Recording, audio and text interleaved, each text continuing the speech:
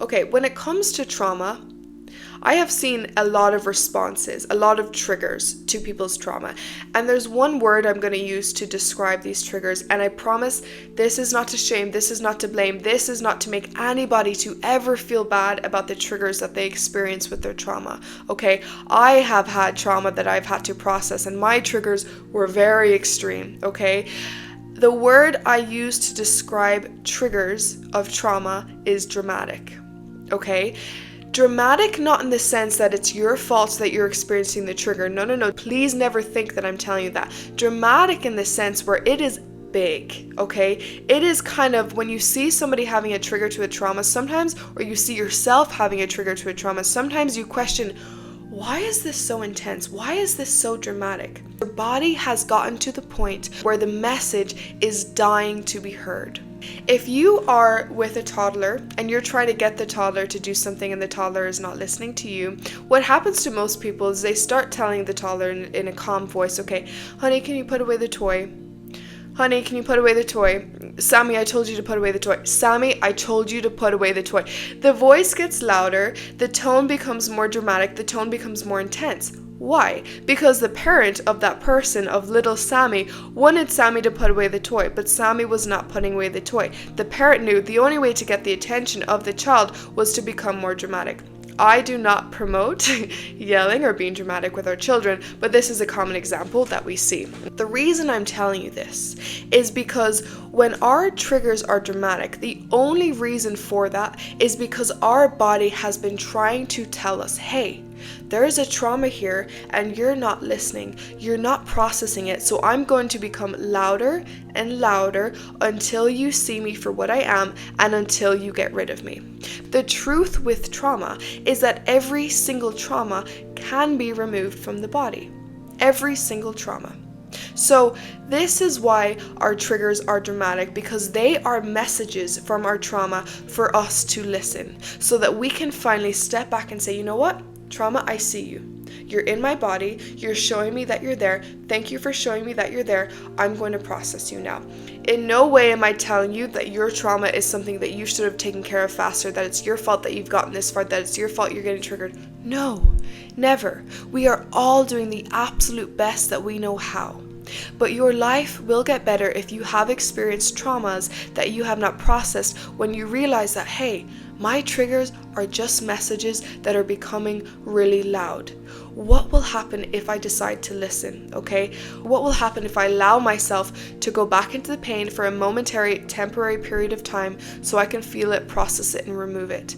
Your life will get better. What will happen is the trigger will become less loud, less dramatic, and sometimes instantaneously stop occurring for you forever and for good, because you listened and because you processed, okay? This is out of love. Today I'm teaching you how to stop getting triggered by your trauma. Before we begin, my name is Naomi Dunn, and I do help people with emotional processing and trauma processing through different methods, but primarily through EFT. If you've seen people do the tapping on their face like a crazy person, they're not crazy people, they're just processing trauma and emotions from their body. I offer coaching, and that can be booked down below. And yeah, this is Disrupt Your Norm. I saw a comment on a video, I think it was maybe last week, and this comment made me very upset. Anytime I hear anything that relates to the words that were said in this comment, I get very upset, okay? And this is because I know that this is not true, and a lot of people have this false message and this false idea. The comment was, I have PTSD, and my therapist, I have nothing against therapists, therapy can be fantastic, my therapist told me that PTSD is going to be something that I have forever, and I just need to learn how to manage the symptoms of PTSD. PTSD, it's a trigger of your trauma. Just like I said in the beginning, when people have those dramatic responses, it's because the body is trying to get them to listen. PTSD is a form of your body trying to get you to listen. But it is not something that you should and you have to have for life. PTSD is 100% reversible. PTSD is like a collection of different types of symptoms. So PTSD as a whole is a symptom of your trauma. I know I say this in a very serious manner, but I say this absolutely to bring you hope. and with absolute confidence in knowing that PTSD is not something you have to have for life. And you may be saying, okay, Naomi, I've been doing all of these things and my PTSD has not been healing. You haven't been doing the things, or you haven't given yourself the internal permission to allow yourself to heal. There's some sort of block. There could be an emotional block, or the thing that you are doing is not resonating with you. You are not allowing it to work for you. But that does not mean that PTSD is not reversible, that you can live your life without that you cannot live your life without that trauma anymore. No, you can. But the path that you've been taking so far hasn't been the path to remove it, because the truth with removing traumas from the body is it doesn't have to take years. It really doesn't have to take years. If you've been doing one thing for one trauma for a whole year or longer, then it's very likely that that one thing you are doing, A, isn't working for you and your body. So you may have to move on to another tool that resonates more with you, that you have this idea is more of a believable thing that can work for you. Or B, you haven't given yourself the inner permission to allow the thing that you are doing to process the trauma to work for you. This can be for multiple reasons.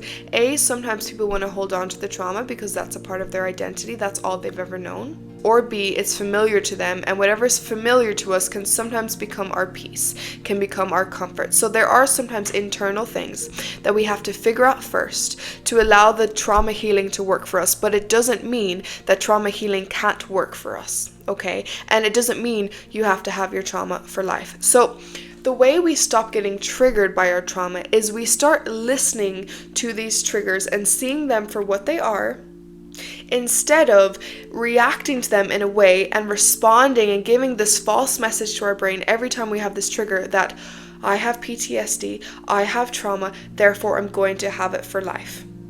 You shift your perspective to, my body is giving me a message that it wants me to process my trauma. The body is giving me this message because the body knows the trauma can be processed out of me. And the body knows that I can live my life without this trauma, without continuing with these triggers anymore. This is simply a message, and I'm choosing to hear it. So what do we do from this point forward? How do we process from this point forward?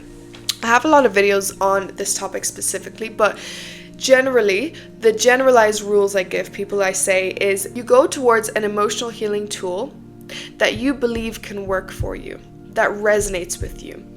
Okay, sometimes we block off the healing because we're in those two modes that I just talked about. We're in the mode of wanting to keep the trauma, A, because we want to keep the story we've always had, or B, because it's familiar to us. Sometimes we have that deep down. If we remove it, or if we see it for what it is, suddenly we become more open to the opportunities and the ways that our trauma can heal. Suddenly, a light switch will go on in your brain. Okay, I want to heal my trauma. My triggers are just messages. Okay, I'm ready for this. When we're in that mode, it's a beautiful mode to be in, because suddenly the ways and the hows become more evident to us.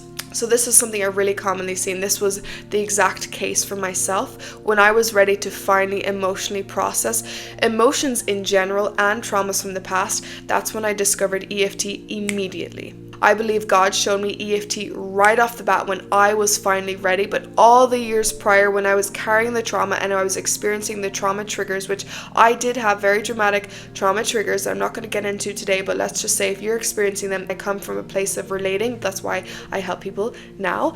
This is the reason I do it all, okay? So it was immediately. I literally don't remember how it happened, but I felt drawn to order a book on EFT. I learned it, I studied it, and I knew I want to help people using this, okay? Because of how effective it was for me. And I tried a million things before that did not work because I was not in the right state of being, of allowing things to work for me. I moved into the state of being, of allowing things to work for me.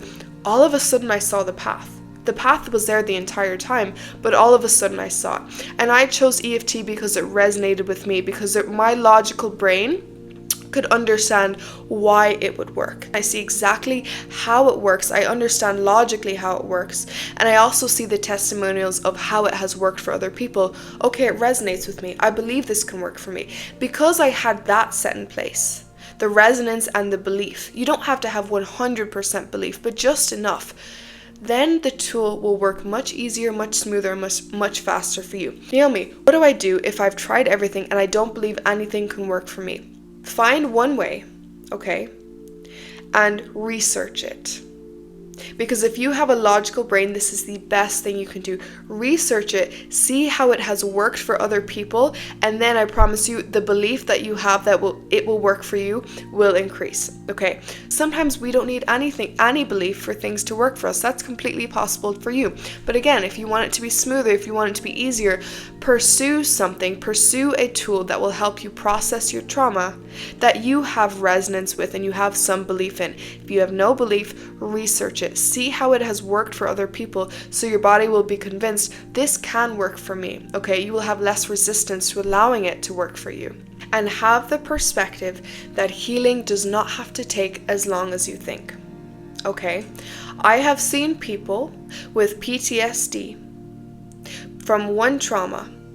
They processed it 30-40 minutes through one session, and they never got triggers from that trauma again.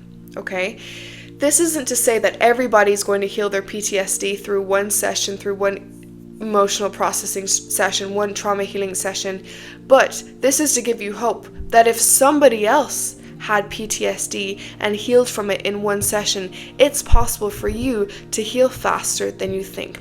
We don't give ourselves timelines. We don't give ourselves expectation that we're going to heal in X amount of time, because if you go a little bit over that, you might be discouraged. If you simply decide, I'm choosing to now process the trauma, you are so much further than what you were before you made that decision. And there are a lot of people on this earth who are never going to process the big traumas that are creating the biggest triggers in their life, and they're going to live their whole life with those triggers, very unfortunately, okay?